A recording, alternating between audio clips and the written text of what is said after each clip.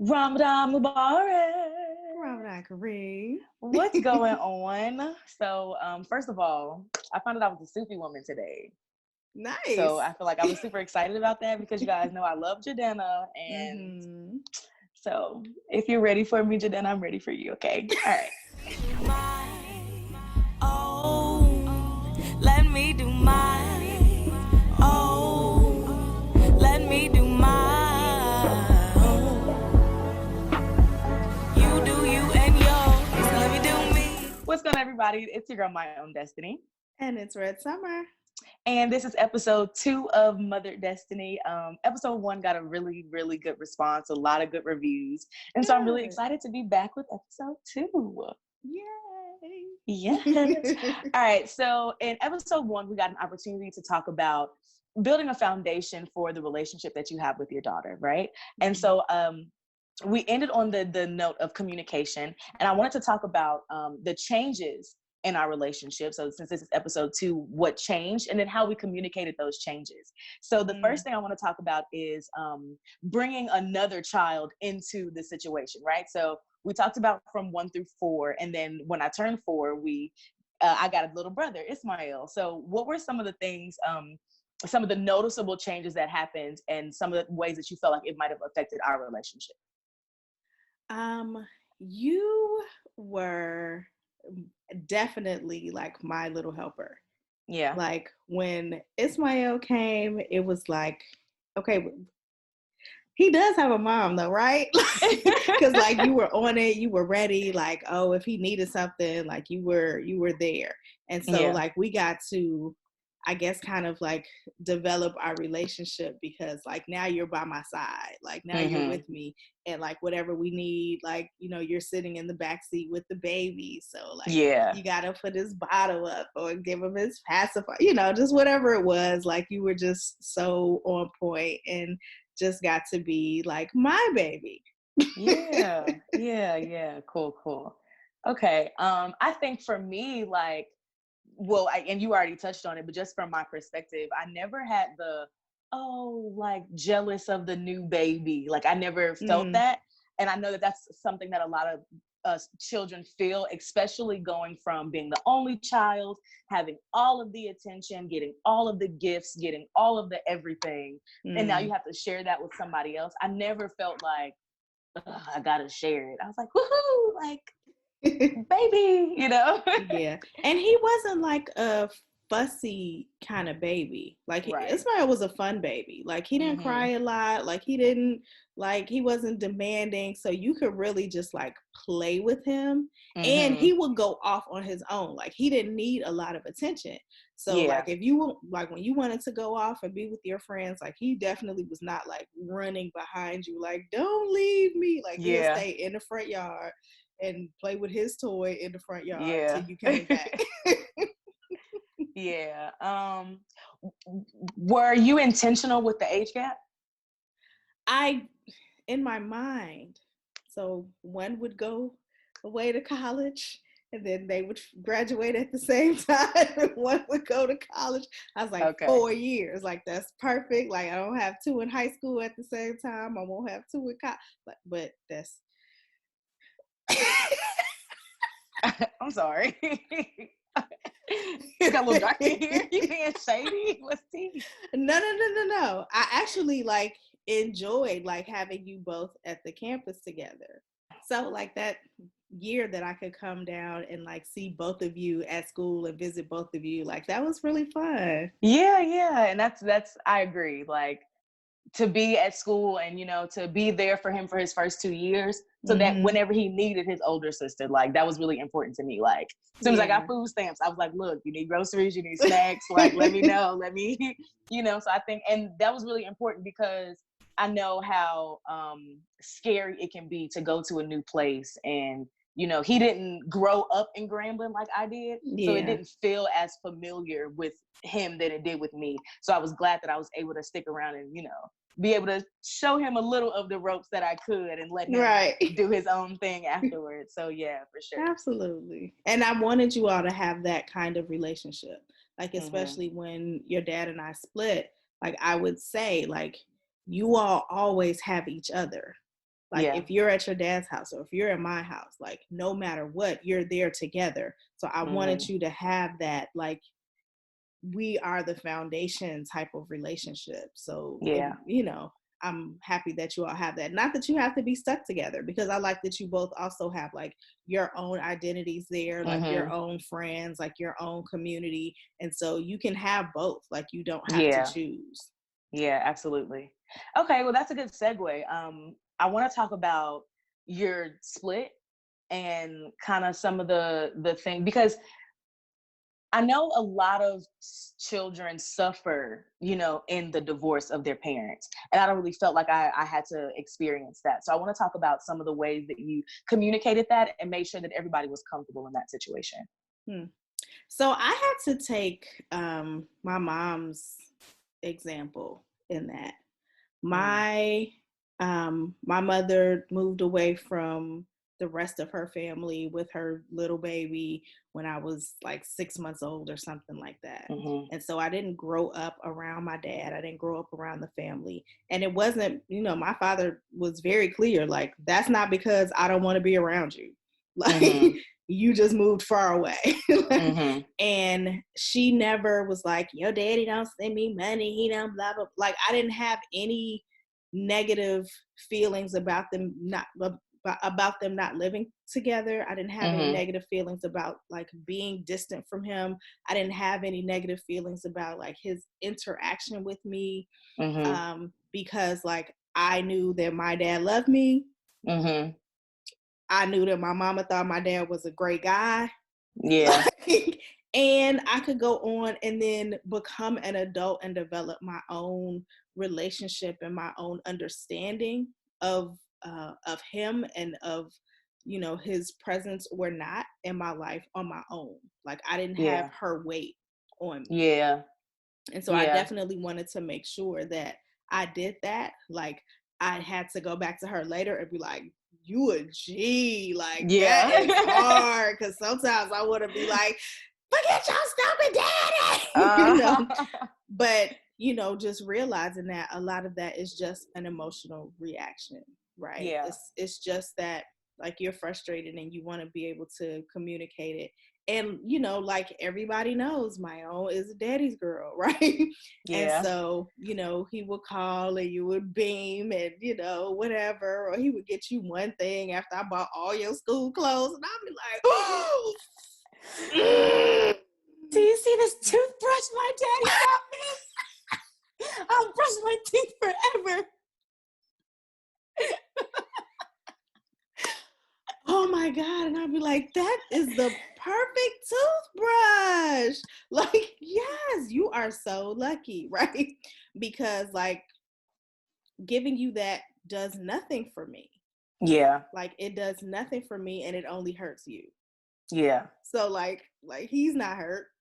Right. You know, and I didn't want to hurt him.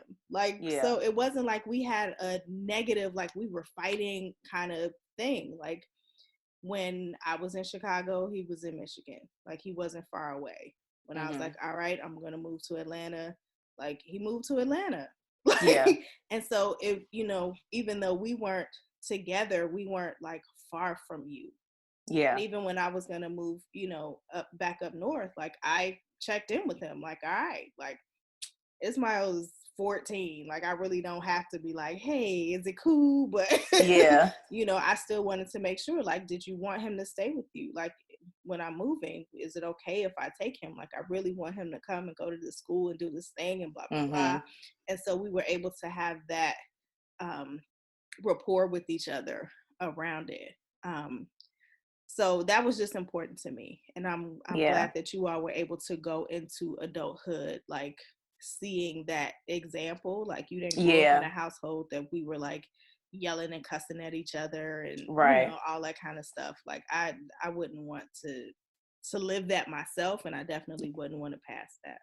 Absolutely. And just noting, especially since, you know, this is to better the mother-daughter relationship, I think it's really important that you even when there was negative things to say, that you never tried to, down talk my dad. I think that would have made me resent you in a kind of way, just because, me and my dad were close. Mm-hmm. So I think that was really, that's really important, to make sure that even though you all are having those issues, that you don't down talk the dad to the daughter, because daddies need daughters, daughters need daddies too. Mm-hmm. So I needed everybody to be present, and I needed everybody to be present in a way that I could receive it unbiased. Like, I couldn't be like I had to develop all of the opinions about my dad myself. Mm-hmm. And so I was able to appreciate everything that you endured as a mother, because not only did you keep it a secret, or not only did you not, vent to me about it in a negative way, but you also always remained so positive about things. You were always just making sure that whatever you needed to get done, you got done, and you didn't complain like, yo, daddy was supposed to do this, but I'm gonna just do it anyway. Like, you really just got things done. And so I really, really, really appreciate that. And I think that's really important for, the mother-daughter relationship, for sure. Yeah. And then he was still invited, like, to everything. Like, even if, at the time we were just like not getting along or not really talking, we didn't really like have beef, like, so to speak, where like we were mad at each other, but there were definitely times that we just weren't in communication with each other. And I knew that, well, one of my just sayings in life, or just one of the values that I have, is not to do something that I can't undo, right? So I can not go to Walmart today, because I can totally go to Walmart tomorrow. But I can't not go to your graduation, because I could never go to that graduation again, right? So I make sure that, like, even with my friends or, whatever, that I keep that in mind. Mm-hmm. And not allow, whatever's going on, or however I might feel, create a situation that can't be undone. Yeah. That's really responsible of you. Thank you. All right. So moving on with the concept of communication, you coming out, right? So I remember I remember the last boyfriend that you had, and then I remember Auntie. And so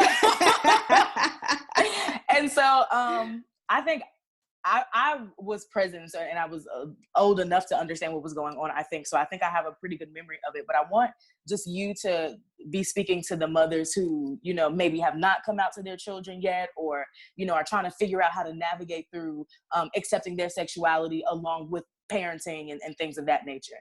Mm-hmm. So we were in the car, and I can't remember where we were going, but you said something about, somebody being gay. And I know, like, that's so gay was like a term for a while or whatever. Mm-hmm. And I was like, what you know about gay? Mm-hmm. And so, whatever your little smart response was at 8, gay is such and such. And I, however the conversation was, like, I don't remember it, word for word right now, but I was like, well, I have a girlfriend. And you were like, well, then that makes you a lesbian. And Ismael burst out into tears. In the back. What's we're stressed out. What happened? What's wrong? What's going on? I don't want you to be a lesbian. And you said, no, lesbian just means that mommy has a girlfriend instead of a boyfriend. And he was like, oh, okay. He didn't know what it meant. He just knew he felt like that was a bad word, or like it was something, that he had heard negative about it. And once he knew what it was, and it was just like, oh, okay. Yeah. La. Like, everybody just went back to playing, and it was like normal for you. And a friend of mine, an old friend of mine, had mentioned something, because, one of our cousins, and he hadn't talked to me in years and years, and he was like, you still married to the Muslim guy? And I was like, dude, no. Like, that was so long ago. Whatever. And I told him that I have a wife now, like I'm married to a woman. And he was just like, okay. Like, and I remember, like, that feeling of him being like, wait, what? Mm-hmm. You all being like, what? And then just being like, okay. Like, it's definitely just just like that. It's been a part of life. Like nobody's really tripped about it. It just is what it is. Okay. Did you ever feel like you had to keep it a secret? We didn't have the conversation about it until I was sure that that's what I was doing.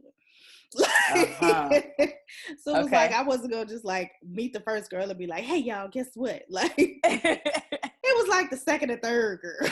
I was like, okay, so maybe this is a thing. Right. I guess like this is the conversation we can have. Right. Okay. But I feel remember, like that same thing is necessary, you know, whether mom is straight or gay. Like you really have to be like concerned about and aware of like the relationships that you're having in front of your children and what that looks like and feels like to them. And yeah, I think that like it was, for me, nobody met you unless they were like important to me. Yeah. And that I knew that they were invested in being a part of the village, right? Yeah. So like there are people that I dated that never met y'all, but they weren't really like, you know, village kind of people, and so it didn't really, you know, it wasn't going to be sustainable because this is my life, right? Yeah.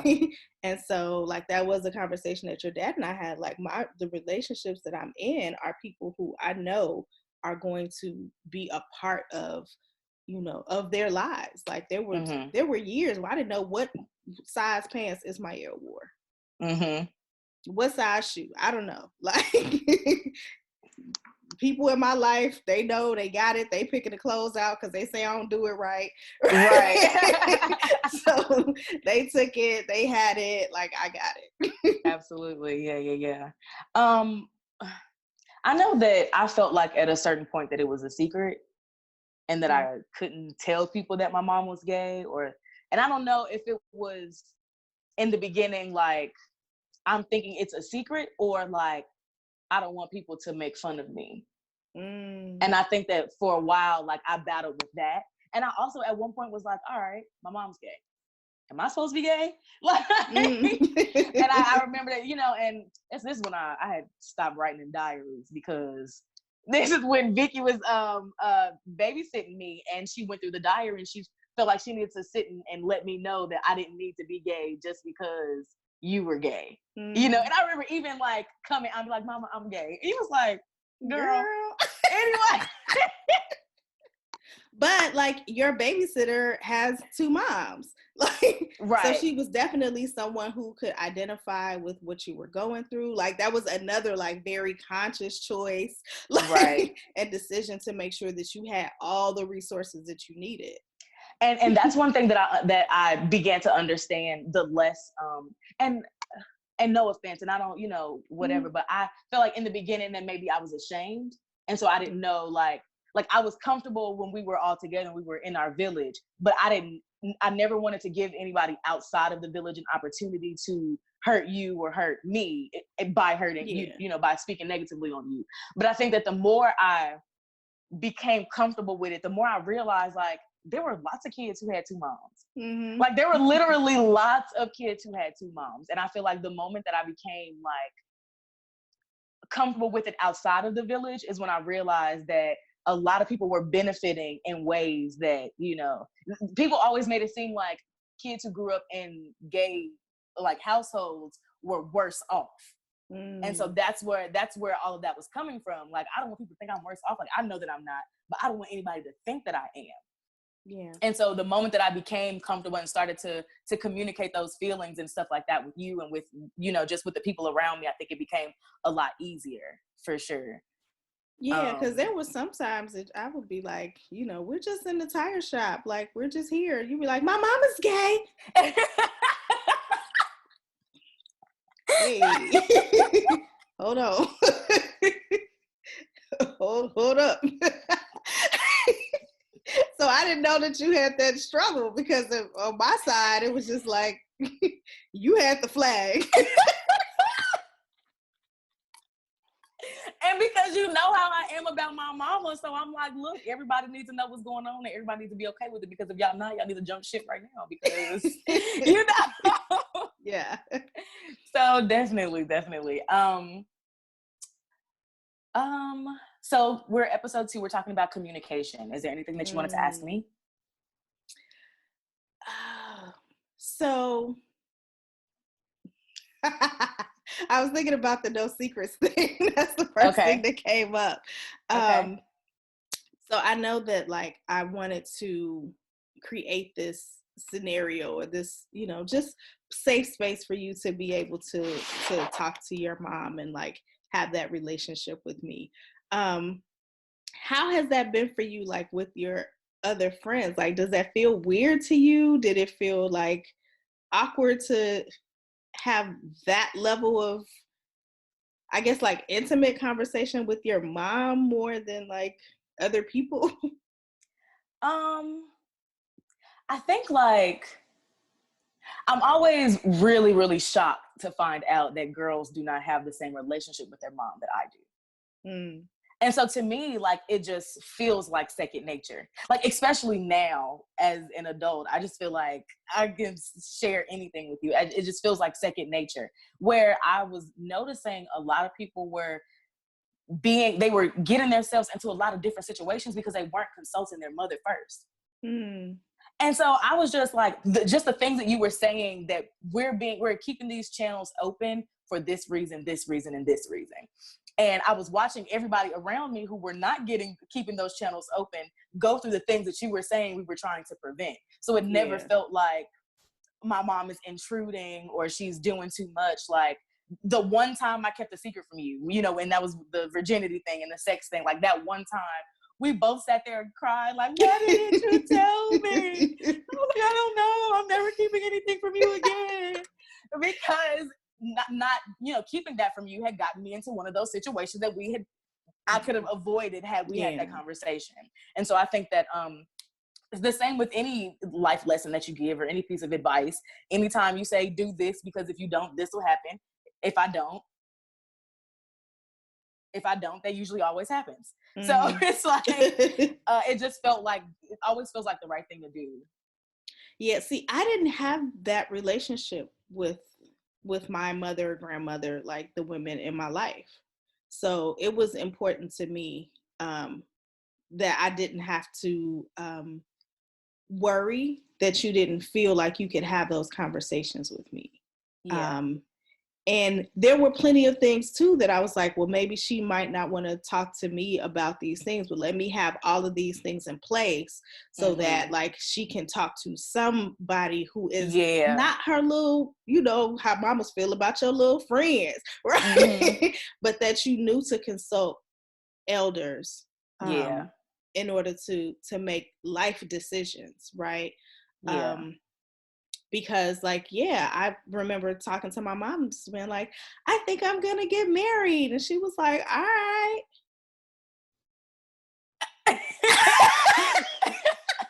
Right. And I definitely didn't want to feel like, you know, and that was something that my high school, this is so weird. It's not even my high school principal. The secretary at my high school would always say that like, it's not a mistake that parent is here first. Like they are there to give guidance to the children. Right. And so I was like, okay, cool. Like if I'm the parent, then I shouldn't be just watching her do things without being able to say, well, what about this? Well, Absolutely. What about this? And I didn't want to be like, no, you can't do such and such, you know, or just like impose myself, because I feel like that's when children stop talking to the parents. Like, that's definitely when they separate. But just making sure that like that you knew how to think a situation through to the end and figure out if the end is where you want it to go. Right? Absolutely. And so just really feeling like my mom, it's not that she didn't want to be there for me. She came up in a time where just discretion was key. Like you didn't talk about anything. You didn't talk about family business. Like you didn't talk about any of the things that were uncomfortable. And so that's the only resources that I had were my little silly friends. Right? And so just, you know, trying to break some of them generational chains, honey. Shout out to you. And too, I wanted to speak on that as well. even when I felt like I couldn't talk to my friends or I wasn't supported in something, I always felt like I could talk to you, and I always felt like I would be supported by you, even when I was in the wrong. Like I never felt like I couldn't come to you with my wrong and be corrected in a way that didn't make me feel judged, or that didn't make me feel like I was a terrible daughter. You know what I'm saying? And I think that's really, really important. I think that's the difference between you and my relationship, and then my relationship with my dad. I think with us, you're very, very conscious of how you give things to me so that I can receive them in a way that I benefit from it. You're not just giving it to me because you know that, because whatever. And so like where in one case you can say like, Mionne, that's crazy. You know, that's crazy. Don't ever do that again because you're crazy. You would say like, okay, so what did you do to get in this situation?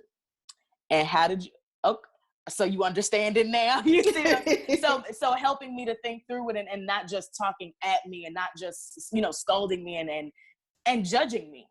So I think that's really, really important, especially in the mother-daughter dynamic, because we see jealousy being a thing. We see the lack of communication being a thing. We see, all of these things playing a role in the dynamic. And I think that you keeping that line of communication open made a lot of things easier, because even when we were, arguing, because we didn't always have the best relationship, and I think that that's important to note as well. We used to bump heads a lot. And so even in those times and in those situations, I never felt like you were judging me. I never felt like, you know what I'm saying, I wasn't welcome here. I always felt like I need to get my life together. Like, I need to not have no attitude, because my mama is really being a sweet lady to me right now.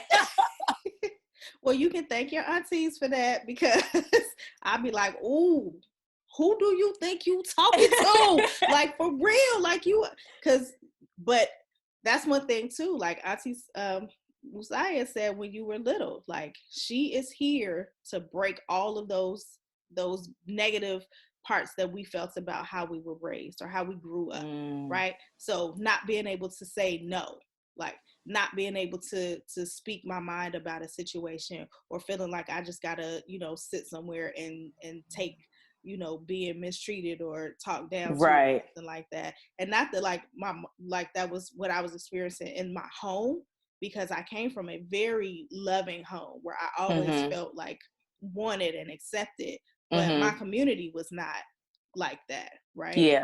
And so because I didn't know to go to my mother and share that with my mother and release that energy with my mother, I held it, right? And so Auntie was just like, she's going to be different from us. Yeah. Like, you got to let her be different. And I was like, okay.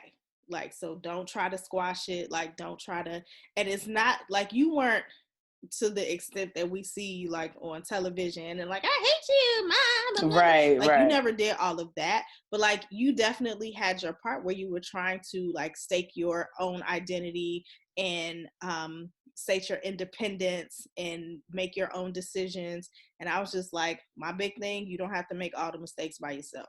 Yes. Like, you can watch other people's mistakes and go down a different path. Just understand, this is where the road leads. That's all I'm saying. Have at it, honey. Definitely. And I think too, because right now what I'm learning in that is to, like I said, that you do very well, is to give my opinion in a way that people can receive it.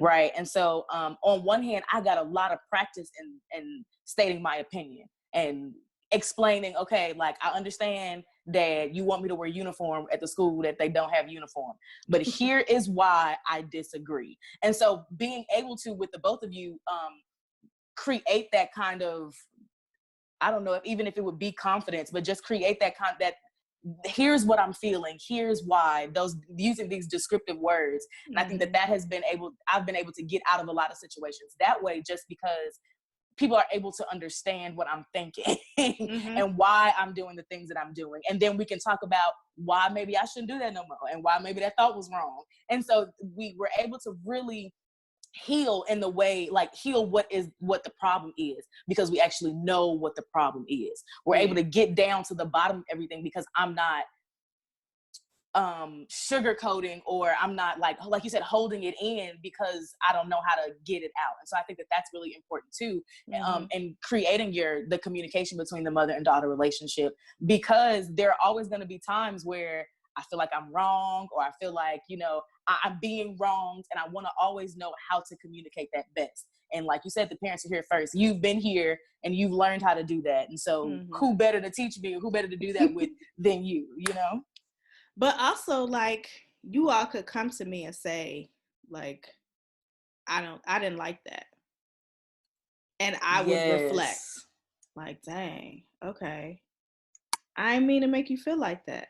Yes, like, that's really important. I was really, like, I was scared that you were going to do, you know, this thing or the other. Like, and I reacted emotionally. Like, I apologize for doing, you know, whatever the thing was. And I could see, like, that I started doing that in my classes. Yeah. Like, hey, y'all, I apologize. I said such and such. I'm going to make a change. You know what I'm saying? So that, like, because I saw how empowered it was that you all weren't the only ones that had to apologize when you did something wrong. Yes. Yes, that's really, really important, because a lot of my peers are in that parental relationship where the parent is always right, even when the parent is wrong. And so I think that helps us a lot, because it made you human. It gave you some type of humanity. You weren't like this dictator mom. You were a mother. You were a human. You were a woman. You were trying. You were like trying to get it right. And so being able to see, like, you can be wrong and fix it. Not like you have to be firm in your defense of you being wrong because you was wrong and you don't want nobody to know. Like, you know what I'm saying? And so being able to have that, just like you said, it felt empowering, and it felt like I was in a safe space because we were all human. Now y'all will go in the back and be like, all right, this is what we're gonna tell her. We're gonna tell her she wrong about telling us to go to bed. Nah, I ain't wrong about everything. Go your butt to bed. Right. Tried it. But like when I really was wrong, like I was able to stop and kind of figure out, like, I don't want you going on the rest of your life like carrying that weight of, like, she did me wrong. Like when it's something that we could talk through and deal with and heal Absolutely. From. And heal from. And I think that's the biggest thing that communication does for the mother-daughter relationship. It allows the organic room for healing. And I think that, like, anytime there's anything going on, we literally can just talk it out and come to some sort of understanding, even if we agree to disagree. That there's always where there's always healing there. There's always healing present, and we're always able to come to some understanding. And I love that about us, because everybody doesn't have that with their mom. I listen to people argue with their moms all day, every day. Like, my homegirl was cussing her mama out, and I would be like, why are you talking to your mama like that? That is your mama. And she'd be like, Mom, what do you want? Why do you keep calling me? And I'm like, let me call my mama and tell her that it is okay to call me every day, every hour, on the hour. I cannot imagine. What would happen to my life? What would I do? Oh, I'm getting upset right now. It's not even me. And I was telling Izzy, like, he asked me if I had talked to you, and I was like, about what? Because I talk to her every day. Like, very specifically, what are you referring to? Because that's my mama, but that's my dog. Like, and like you said in the last episode, it gets to the point where I tell you stuff that you might not even want me to tell you at this point. And Kay feels the same way. I'm like, look, everybody, I got this bump on my underarm, and I want to know if I squeeze it, like, will it, just anything. And y'all like, you really could have Googled that, baby. You did not have to. Yeah. But I wanted to thank you for that too, because us being able to build that, like, I call my mama every day now. Like, I'm just like, what you doing? Like, I just got a phone of my own. Like, I haven't talked to you. What's going on? Like, it should be like, nothing. It's Corona. I'm in the house. Like, why? What do you think is going to be different today? I don't know. Right. Maybe you watch something on TV you want to talk about. I don't know. Because that's what we do. I don't know. I but love I've been able to develop that habit, because of our relationship. Yes. And that's the goal, right? That's what we're doing Mother Destiny for. We want to make sure that you all are benefiting from the things that we're able to do, that you all are able to see something in us and apply it to your own relationship so that you can grow. Because one thing that I noticed, and this is just because I was watching Little Mermaid, okay? Okay, let's go. And it's going to be really, but one thing I noticed, all of the Disney princesses, out of all of them, the only ones that showed some sense was the ones who had their mamas.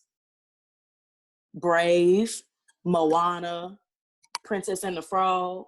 Okay. These are people that was like, hold on, Prince Charming. A man ain't all I need because I got my mama and she told me something different. And so I just want to like, okay. that right there is why like there's this narrative of like, oh, in order to fulfill your life as a woman, you have to find this man that's going to love you. So that means you have to do everything that is going to make the man love you and yada, yada, yada. And any Disney princess who had her mama, that was not her thing. Brave, wow. the Disney princess in Brave didn't even want to get married. She wanted to do archery. She wanted to fight. Mulan. Yeah. Mulan had her mama. Mulan was like, no, you're not about to say my daddy. He is crippled. Like, I'm going to do this. Princess Tiana was like, I want a restaurant. I'm not kissing no frog for no, I want a restaurant. Yes. You know what I'm saying? And so it was the daughters who did not have their mothers or who did not have the relationship with their mothers that was needed. And so that's why I want to make sure that we are doing this and that people are benefiting from it because it's so important for the daughter-mommy relationship. Well, thank you. Of course. All right, guys. That is episode 2, communication. I'm so excited because I think on episode 3, I want to talk about puberty and things of that nature. Yes, okay. Because that's super important, dealing with hormones in the mother-daughter relationship. Ooh, yes. Yeah, so make sure that you guys stay tuned. Thanks so much for tuning in. Make sure you subscribe and hit that notification bell so that you can be notified when videos like this are on your timeline. All right, guys. Love you so much and have a great one.